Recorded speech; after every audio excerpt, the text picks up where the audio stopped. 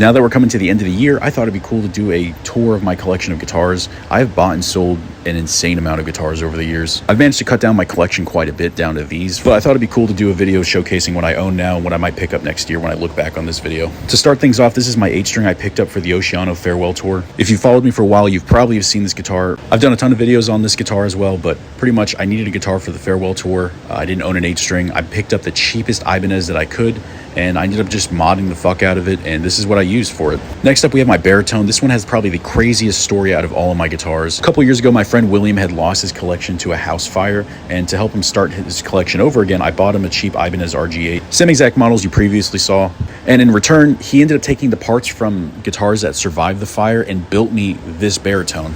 I did refinish it white. It used to be this seafoam green color, if that's what you call it. Even though I like the white, I kind of do miss the original color this guitar used to have, so I ended up actually repainting it back to what it used to be.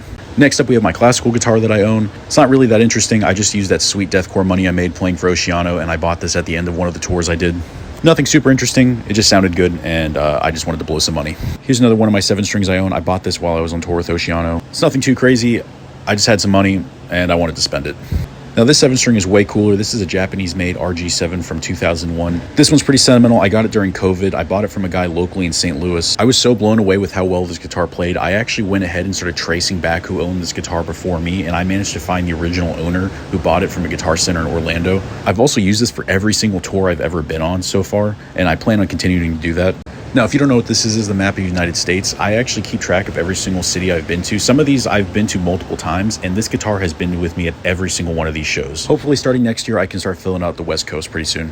Next up, we got this Ibanez 6-string. I don't really know what the model is. It's super 80s looking. I loved it the minute I saw it, and I'm never going to sell it. Basically, saw it, I wanted it, I bought it. That's it. And then to finally wrap things up where it all started, this was my first guitar I ever got. This was a Thinline Squier Telecaster that I swapped the neck on and repainted. It used to be gold. I was really influenced by Jim Root from Slipknot growing up, and I just wanted to make a tribute guitar out of my first guitar, so that's what this is. This guitar looks like something a Nashville player would have, but this is a real sleeper of a guitar. I threw some hot rail pickups in it, and this thing is just beefy sounding. It is sick. I love this guitar.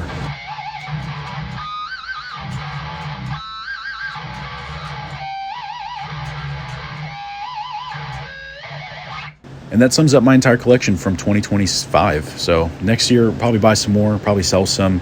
But right now, I'm pretty happy with what I have. I don't really want to own too many. I've owned a lot of them. It becomes a hassle. And I'm pretty happy with what I have. So I'm probably going to go back on everything I just said because I'll probably end up buying some more. We'll see.